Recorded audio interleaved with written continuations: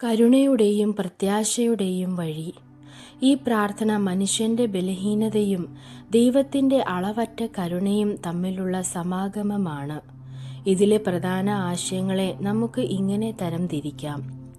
എളിമയുടെ ഏറ്റുപറച്ചിൽ. പാപികളായ ഞങ്ങൾ എന്ന് വിളിക്കുമ്പോൾ നമ്മൾ ദൈവത്തിനു മുന്നിൽ നമ്മുടെ യഥാർത്ഥ അവസ്ഥ വെളിപ്പെടുത്തുകയാണ്. പാപം ദൈവത്തിൽ നിന്ന് നമ്മെ അകറ്റുന്നുവെങ്കിലും ആ അകൽച്ച തിരിച്ചറിഞ്ഞ് ദൈവത്തിലേക്ക് തിരിയുന്നതാണ് വിശുദ്ധിയുടെ ആദ്യപടി. ദൈവിക കരുണയിലുള്ള യാചന. ഞങ്ങളെ തള്ളിക്കളയാതെ എന്ന യാചന ദൈവത്തിൻ്റെ സ്നേഹത്തിലുള്ള ഉറച്ച വിശ്വാസമാണ്. ലോകം നമ്മെ കുറ്റപ്പെടുത്തുമ്പോഴും തള്ളിക്കളയുമ്പോഴും ദൈവം നമ്മെ സ്വീകരിക്കാൻ കൈകൾ വിരിച്ചു നിൽക്കുന്നു. കാണാതെ പോയ ആടിനെ തേടിയിറങ്ങുന്ന ഇടയനെ പോലെ, വഴിതെറ്റിയ മകനെ ഓടിവന്ന് കെട്ടിപ്പിടിക്കുന്ന പിതാവിനെ പോലെ ദൈവം നമ്മെ വീണ്ടും ചേർത്തു പിടിക്കുന്നു. വിശുദ്ധിയിലേക്കുള്ള വിളി.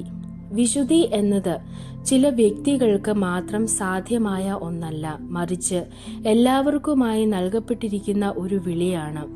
നിങ്ങളുടെ സ്വർഗസ്ഥനായ പിതാവ് പരിപൂർണനായിരിക്കുന്നത് പോലെ നിങ്ങളും പരിപൂർണരായിരിക്കുവീൻ എന്ന ക്രിസ്തുവിൻ്റെ ആഹ്വാനം ഇവിടെ പ്രസക്തമാകുന്നു.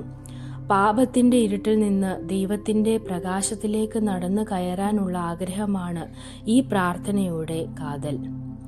നിത്യതയുടെ ലക്ഷ്യം.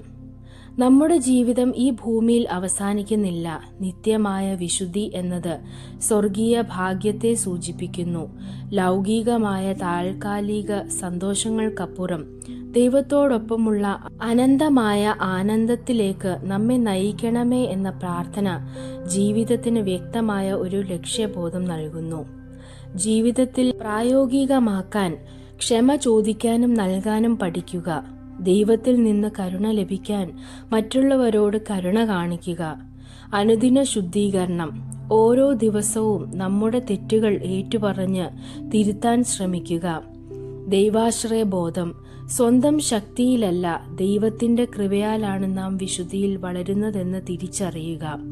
ദൈവം നമ്മെ ഓരോരുത്തരെയും പാപത്തിൻ്റെ ചങ്ങലകളിൽ നിന്ന് മോചിപ്പിച്ച് അവിടുത്തെ സ്നേഹത്തിൻ്റെ പാതയിലൂടെ നയിക്കട്ടെ. ദൈവം നിങ്ങളെ അനുഗ്രഹിക്കട്ടെ.